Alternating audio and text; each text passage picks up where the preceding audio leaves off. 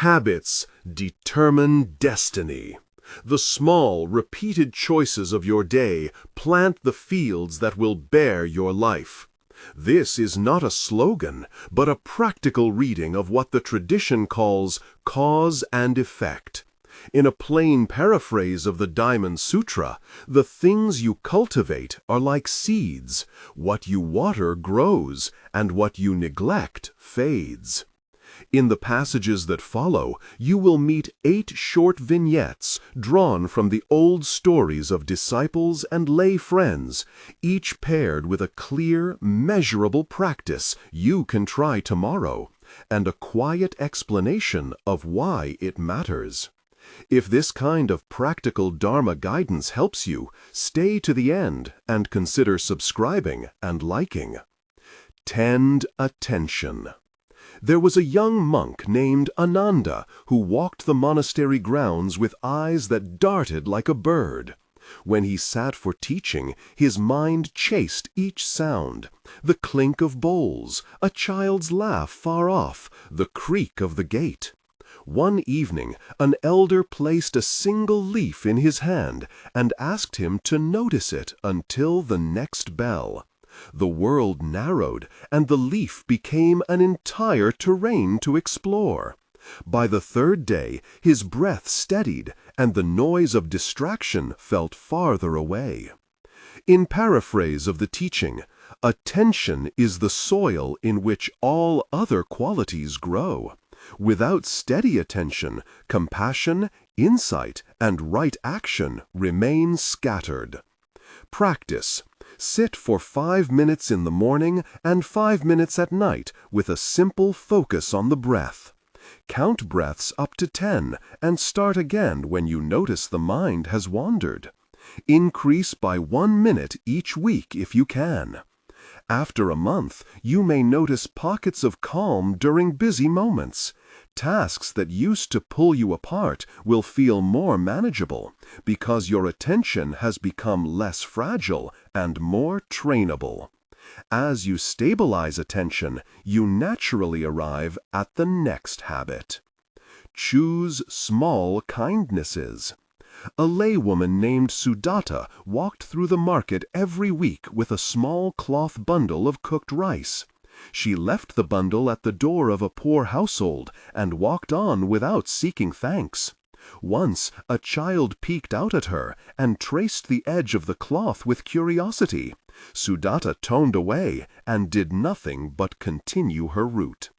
In time, the neighborhoods where she left these meals began to hum with easier conversation, and the children who had been listless began to show up at the monastery steps in daylight, playing.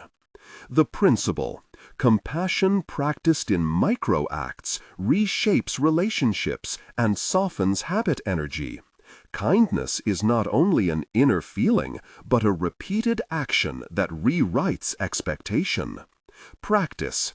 Do one small, anonymous kind act daily. Leave a note, sweep a neighbor's path, offer water to someone waiting. Keep it simple and consistent.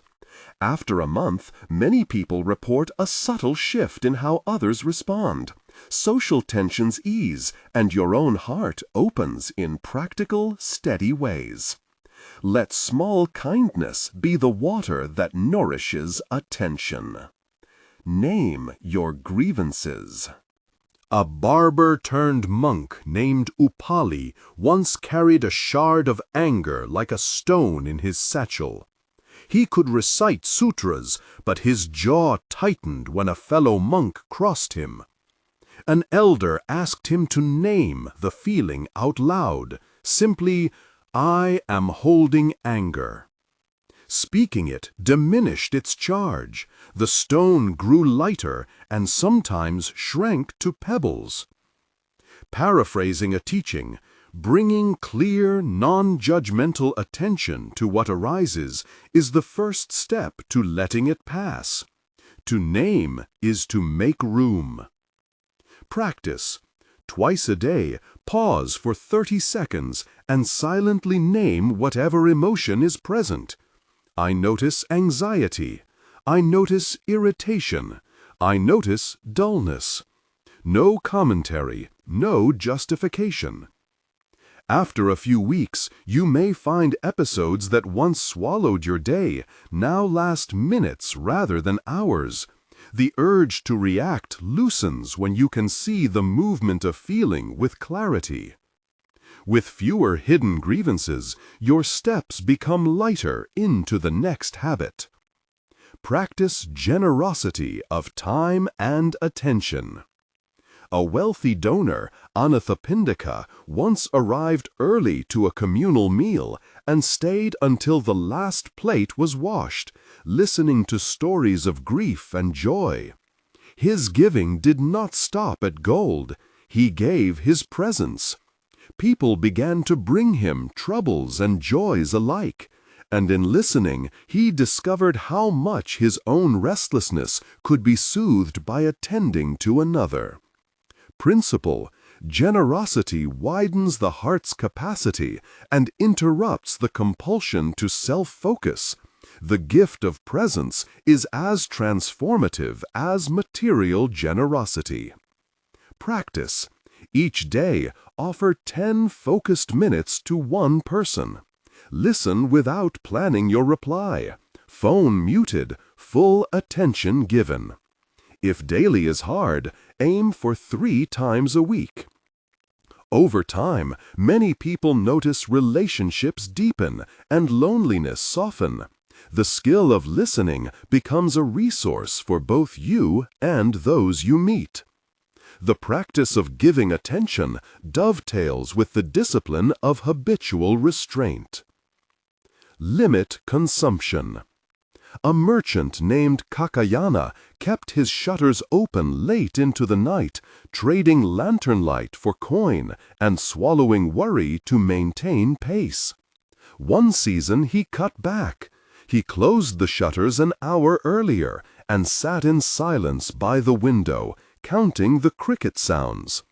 That small reduction in consumption of stimuli and busy work allowed his appetite for work to return as a focused, purposeful activity rather than a frantic chase. Paraphrasing principle: the mind is shaped by what it takes in. Reducing unnecessary consumption creates space for clarity and wise choice.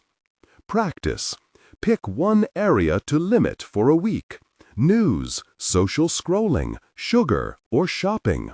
Reduce by half and replace that hour with a mindful activity: walking, breathing, reading. After several weeks, you will likely notice less agitation and a clearer sense of what matters. The energy you once spent on excess will refocus into intentional acts. As you choose restraint, the field grows ready for steadiness. Cultivate gratitude. A woman named Prakriti kept a thin journal and each night wrote 3 small things that had gone well: water that came warm, a laughter shared, a bowl that felt full. At first, the list felt modest. After months, the litany reorganized how she remembered the day. The bitter moments remained, but they were no longer the central story. Principle: regular attention to what is well reconditions perception. Gratitude is not denial, but a corrective lens. Practice: each evening, write 3 things you were grateful for that day. Be specific. Name the person, the sense, the moment. Within a month, you may begin to notice habitually scanning for something good, not because you must, but because your mind now keeps a wider ledger of life's small mercies. This habit feeds compassion and steadiness alike. Bring intention to speech. Sariputra once watched a debate turn to rancor and observed how quickly a phrase could wound. He practiced asking himself before speaking, is it true? Is it necessary? Is it kind? This simple triage changed the shape of his community conversations and reduced needless harm. Principle: speech is a powerful cause. Choosing words with care is a means of shaping future experience. Practice: before each meaningful exchange, take one breath and ask the 3 short questions: truth, necessity, kindness. If answering is hard, wait and return to the conversation. Over weeks, you may notice fewer misunderstandings and less regret. Your words will begin to serve rather than scatter your intention. Clear speech reinforces the other habits and steadies social life. Return to the body. Moggallana, famed for his intuitive insight, would sometimes remain in retreat until his body ached. One teacher sent him to the fields to hoe for an hour each day, to feel the earth, the sun on his arms, the rhythm of labor. He said later that insight without embodiment was like a lamp without oil. The wisdom could not travel far without a living vessel. Paraphrase principle: embodiment grounds mind. Practices that reconnect you to sensation prevent insight from becoming an abstract exercise. Practice: integrate a brief body check 3 times daily. Stand, feel your feet on the floor for 30 seconds. Notice sensation in your hands. Take 3 deep breaths and stretch gently. After a few weeks, your awareness will be better anchored. Moments of insight will translate more readily into practical action. When body and mind move together, habit becomes a living system rather than a list. Across these stories, the image repeats: seeds planted, patches tended, water given. Modern research, in cautious terms, supports what the practice tradition has long observed. Studies in attention and habit formation suggest that short, regular practices, 5 to 15 minutes daily, produce measurable changes in stress reactivity, emotional regulation, and attention capacity. Research. Like any field, this practice asks only repeated attention. Sow, tend, and wait. Over time, the yield is not showy, but reliable. Calm that answers rather than reacts. Connection that endures.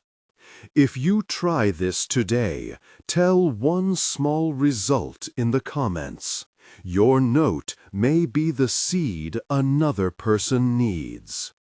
If you found this useful, subscribe, like, and share the practice with someone who could use a steadier mind.